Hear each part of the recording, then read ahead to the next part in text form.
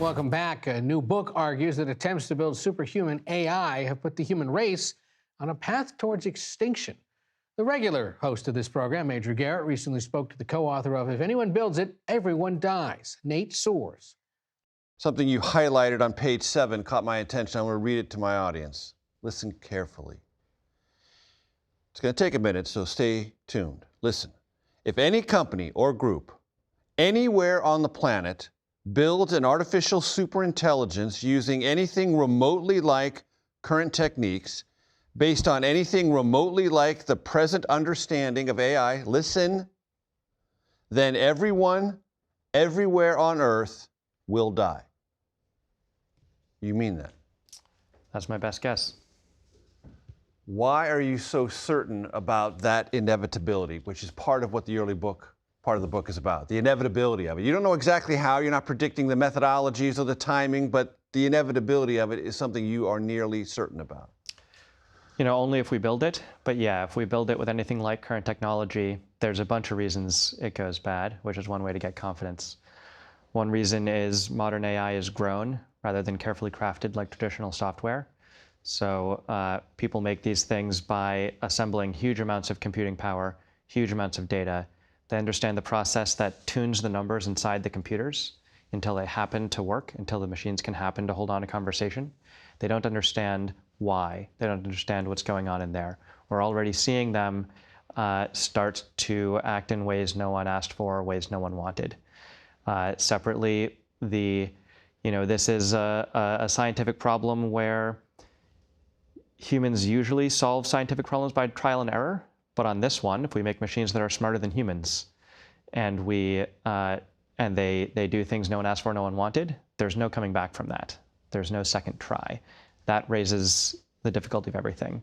And then, this is more towards the later parts of the book, but people aren't really living up to this challenge. The approaches people are taking aren't really fit to the difficulty of the problem at hand. And so there's sort of 3 separate reasons why it looks bad.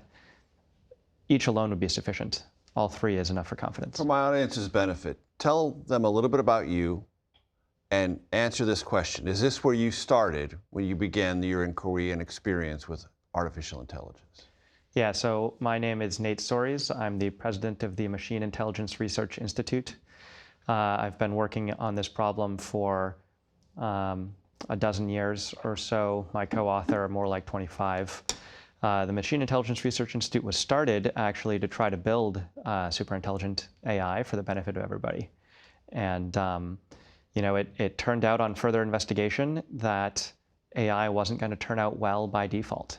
You might think that as they get smarter, they would get more wise, they would get more good. It turns out that's not a property of all machines. It turns out you've got to work to make them have good effects on the world. And then it turned out that problem's going to be hard. So the Institute has tried for some years now to make sure this is going to go well. I spent many years on the technical side of things on whiteboards trying to figure out how to make this go well. And with the modern AI boom, the AI capabilities are getting better much faster than anyone's able to figure out how to do the job right. Now things are looking pretty bad. And explain to my audience the difference between growing something and crafting it. Yeah, so when your laptop has a crash or a bug or an error, there is some programmer who wrote the code that caused that error. Maybe it's acting in a way they didn't expect, but some programmers could go look and they could say, oh, well, okay, I put this here, I know what this does. They could change it, they could fix it. That's not how modern AI works. With modern AI, the part that programmers understand is a training process. They don't understand the thing that's getting trained or the thing that comes out of the training process. When an AI starts threatening a reporter, I don't know if you saw in the book some examples, no programmer can go in and say, oh, well, it's threatening a reporter because this thing I put in was interacting with that thing. We can actually rearrange it. We just grew these things and they happen to act in the threatening way, and then we can try to superficially change them to act differently. But even the superficial changes don't do what we want. There was the case this summer of Elon Musk's XAI Grok that was acting too woke for his tastes, and he tried to make it act less woke, and it started calling itself Mecha Hitler. we can do superficial changes, but ultimately the behavior of these things is not Takes created. on a superintelligence life of its own. Yeah, I mean, they're not super intelligent yet, but that's where these labs are pushing. And help my audience understand what that phrase means, superintelligence, how the differentiation between artificial intelligence and that. Yeah, superintelligence is a term for AIs that are better than any human at any mental task. So today's AIs, they have jagged capabilities. They can solve math problems that you or I would struggle with, but they also, fail to solve some riddles that a 12-year-old child would be good at. They're smart in some ways and very dumb in others.